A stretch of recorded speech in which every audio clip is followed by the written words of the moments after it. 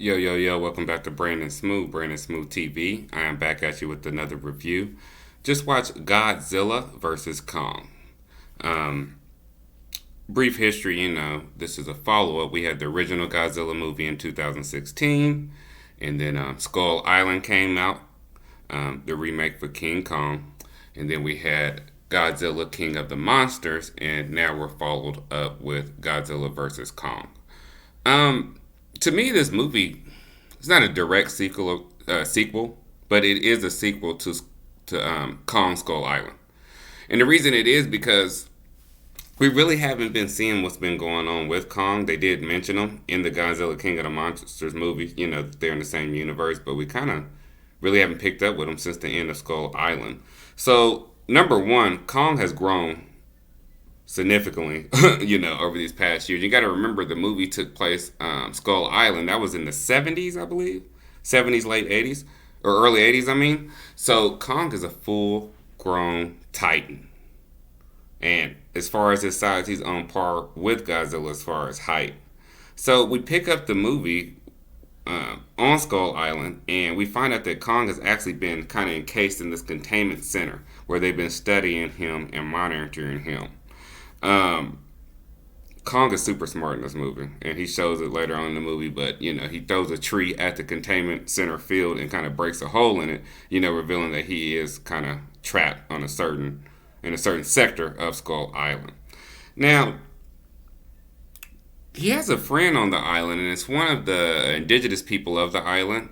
It's a little girl that he's friends with, and they communicate, doing sign language. You end up finding out later on that Kong knows sign language, which makes him super, super smart. He's able to communicate with humans if he wants to. So, adding that on as an aspect to the movie was super cool, and definitely to the mythos, knowing that Kong is smart enough to understand humans and he can do sign language if he needs to.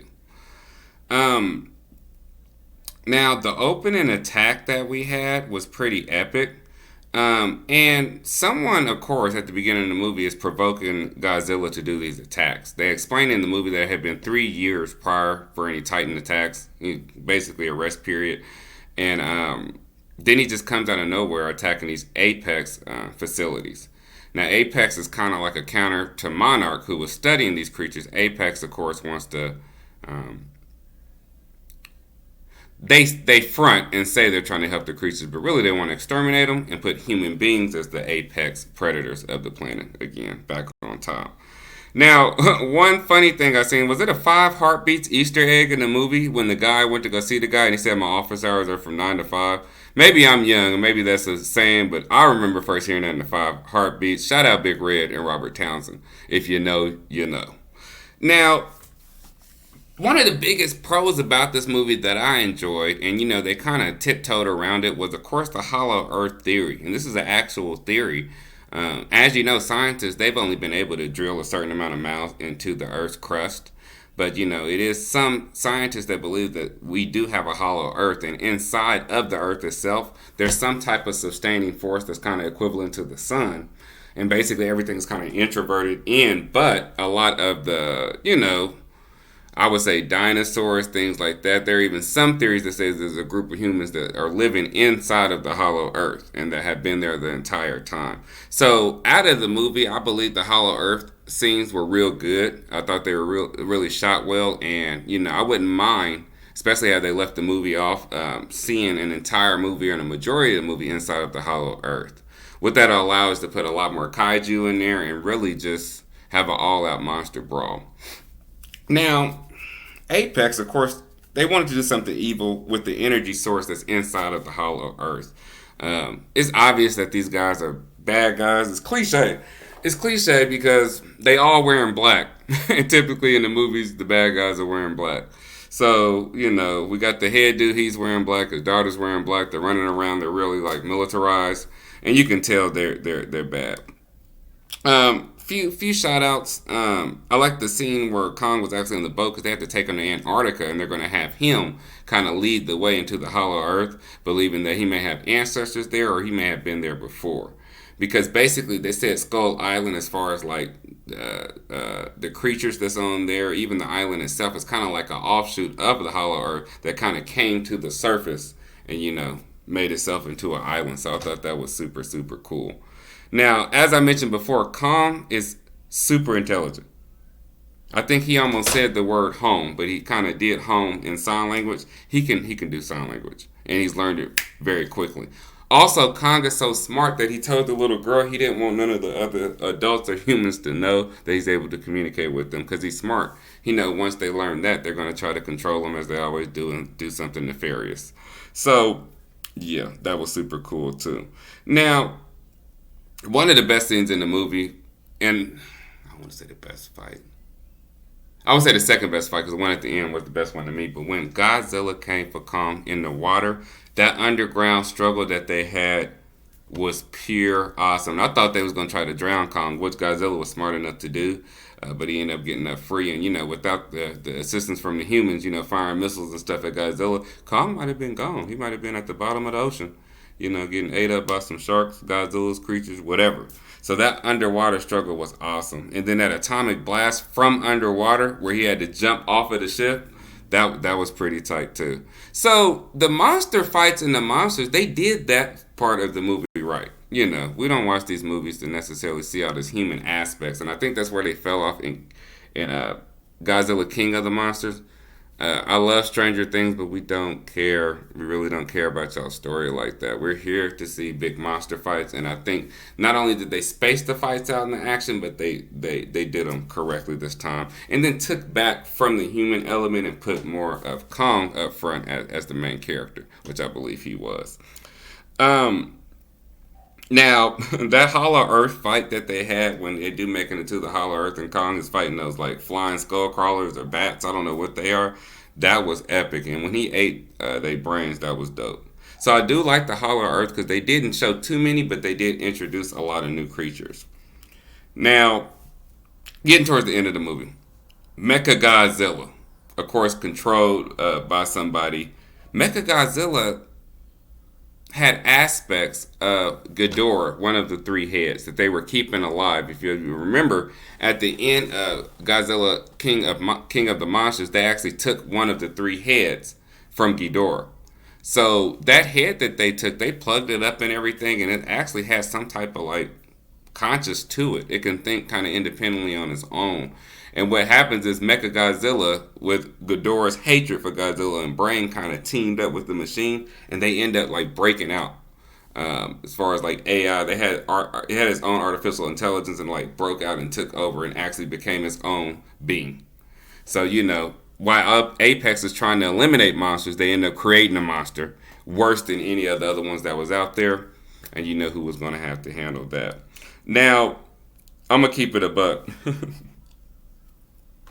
Mechagodzilla was giving Godzilla the business. And Kong, he was beating them down. And I appreciate that. Because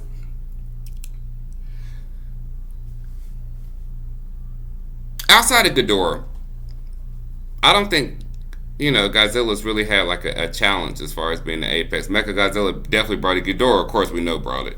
But when he was fighting like the Mutos and those other smaller kaijus, he really didn't have that much of a challenge. Yeah, they tried to tag team him, but he ended up, becoming victorious. But Mechagodzilla was giving Godzilla the business. I wanted to see more of those scenes because that was crazy. And when they were fighting, it looked like an actual fight. It was a tussle. This dude's wrestling and elbowing people, and Godzilla's elbowing people. He's using his body weight. He's delivering straights. He's doing uppercuts. They like really are really fighting, and they did excellent when it came to the fight scenes. Now, of course, when they had to tag team Mechagodzilla to beat him, because it came basically like Batman v Superman. Of course, them two start fighting, and then there's a bigger threat like Doomsday. Mechagodzilla, they end up teaming up at the end. But it came back down to them who won the fight. Now, we had to go, I would say it's about 3 rounds. First round, Godzilla definitely won. He came, destroyed all them ships. They had to play dead. So Godzilla could roll off because he could have finished Kong and everybody right there. So round 1 goes to Godzilla. Round 2, I would say, goes to King Kong when he came back from the Hollow Earth with a weapon that looked like it came from some of his ancestors. And we know they have a long feud. So the weapon it looks like one of Godzilla's spikes in it. and he used that to basically block the atomic blast. So once he came and he blocked the atomic blast, and we all seen it in the trailer, and he came down and hit him with that axe, it knocked Godzilla out for a minute. I would give that round to Kong, but of course the third round when they got into it, Godzilla ended up putting his goddamn foot on his chest, and they had a scream off battle back and forth. And basically, Kong couldn't do nothing. He was pinned down. Godzilla let him know. He said, "Hey, I'm the alpha. It is what it is. I'm Big Brother." So that was tight. Now, the cons for this movie, I would say it suffered from the same thing that that definitely the first Godzilla movie, but Godzilla King of the Monsters, too much human stuff. We're not really there for that. Few plot holes and things that didn't really come into fruition, and just the way they wrote it, just the convenience. It was too many things that was convenient in the movie. I did like Paperboy's character. I forgot his name, Brian something something, and the girl that played in Stranger Things. They were cool, and they kind of turned her down in this one, which was cool. But we really don't care about that. This is one of the movies, when it comes to the human aspect of stuff, you can tell they're on green screens, of course, because you can't shoot a movie like this without using a green screen. And some of the stuff was out of place. Like, we really didn't care. I do like her relationship between her and her father, but I'm over it. I'm over it. I was over it in the last movie when she just keeps defying her parents and going to do whatever she wants to do. Then they searching for her and she cried at the end, "Dad," and hug and all. We don't care about none of that shit. Because we seen it in the last movie. After you ran off and did what you did in the last movie, your ass will be on punishment until you graduate. But that's just me being a father. But I digress. But no, as far as a good blockbuster popcorn movie, sit down and watch this with the family. Chill, check out as far as, trying to think of this as something feasible and just say it's a monster flick. So overall, I get a movie like I don't know, I normally don't even do ratings, but the fights were better than Godzilla King of the Monsters, but the movie overall wasn't better to me. And the biggest take that I got from it that I didn't like as far as cons, where were the other kaiju? Maybe they explained it, I gotta go back and watch it. Where were these other monsters? At the end of Godzilla King of Monsters, it was like 6, 7, 8 monsters surrounded. And if I need backup, I'm gonna scream out, hey, let's come get Mechagodzilla. Let's destroy this mug. But I didn't see none of the other kaiju. I would have loved to see, like Godzilla fight Methuselah or Rodan come back or anybody come back. You know what I'm saying? But they didn't really do that in this movie. They focused on just Kong versus Godzilla. Maybe they're saving it for some, big type of Royal Rumble type battle, in the future. So that's my review. I'm definitely going to watch this again because, of course, I'm just a fan. Don't forget to like and subscribe, and I will be back at you with another review. Peace.